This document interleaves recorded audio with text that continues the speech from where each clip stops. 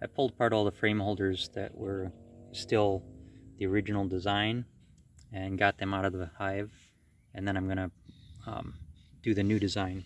And you can see here, you just put a 3/4 inch piece of scrap in between the side support and the bottom, and then put the strap on like that, staple, and strap on like that, staple, and in about 5 minutes I'll have 9 frame holders done. It goes really fast. Okay, in a short amount of time you get all those together, strapped together like that.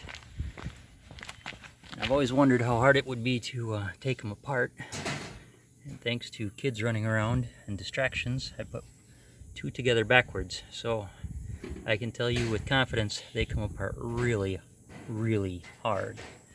So they'll hold up. I really had a hard time getting those straps off to fix my mistake. So yep, it's good to go.